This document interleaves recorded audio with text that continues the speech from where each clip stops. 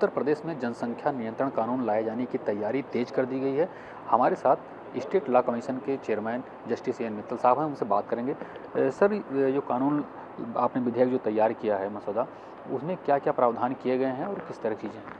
देखिए, प्रावधान ये किए गए हैं कि जो व्यक्ति 2 बच्चों की नीति को पालन करेगा, उसे सरकार की अनेक सुविधाओं का प्राथमिकता पर लाभ दिया जाएगा। उस व्यक्ति को, अगर वो सरकारी नौकरी में है, तो 2 अतिरिक्त वेतन वृद्धि दी जाएंगी। प्राधिकरण के जो मकान, फ्लैट या भूखंड हैं, उनके आवंटन में वरीयता दी जाएगी। राज्य सरकार से आसान किस्तों पर ऋण दिया जाएगा।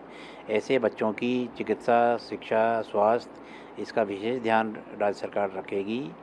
और जो व्यक्ति 2 बच्चों की नीति का पालन नहीं करेगा, उस व्यक्ति का राशन कार्ड 4 यूनिट तक सीमित करने का हमने प्रस्ताव दिया है। इसके अलावा ये भी प्रस्ताव देंगे कि ऐसे व्यक्ति को नगर पंचायत का, क्षेत्र पंचायत का या नगर पालिका, महापालिका का इलेक्शन लड़ने से भी अयोग्य कर दिया जाए। ऐसे व्यक्ति को शासकीय सेवा में आवेदन करने से भी अयोग्य कर दिया जाए। ऐसे व्यक्ति को प्रमोशन देने पर भी रोक लगा दी जाए। तो बहुत से प्रावधान किए हैं। क्या जनसंख्या नियंत्रण को लेकर के उसमें कोई दंड का भी प्रावधान किया गया है? जी नहीं, दंड का कोई प्रावधान नहीं किया गया है। ये स्वैच्छिक है।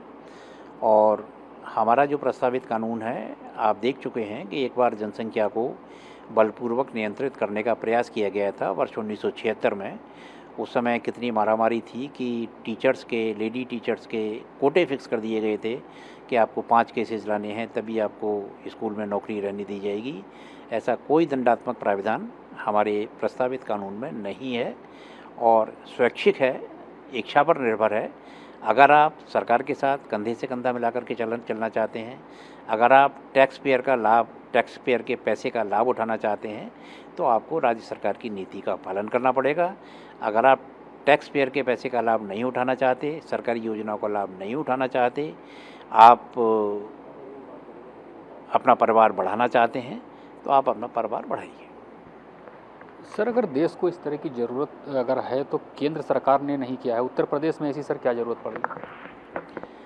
मैं आपको बता दूं कि वर्ष 1977 में भारत के संविधान में संशोधन करके 7वीं अनुसूची के द्वितीय सूची में जनसंख्या और परिवार नियोजन का जो विषय है, जो विधायी शक्ति है, वो राज्य सरकार को दे दी गई है।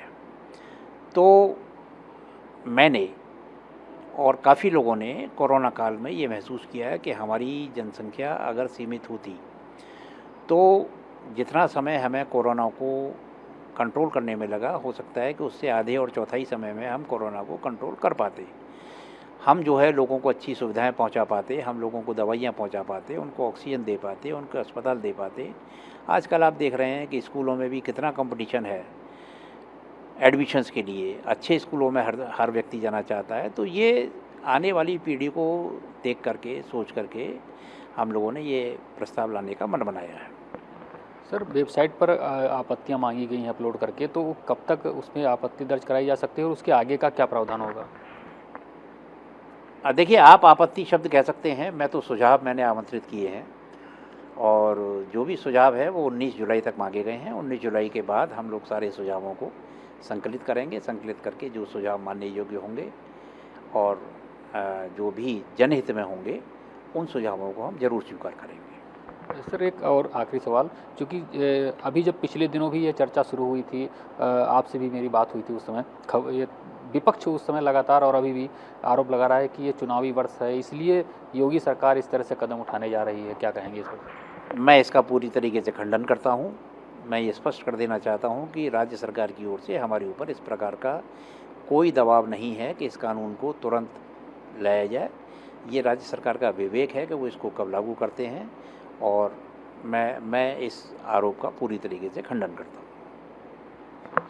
उत्तर प्रदेश में अगर यह कानून लागू होता है तो फिर 2 बच्चों से अधिक वाले व्यक्ति न तो चुनाव लड़ सकेंगे, न सरकारी योजनाओं का लाभ ले सकेंगे।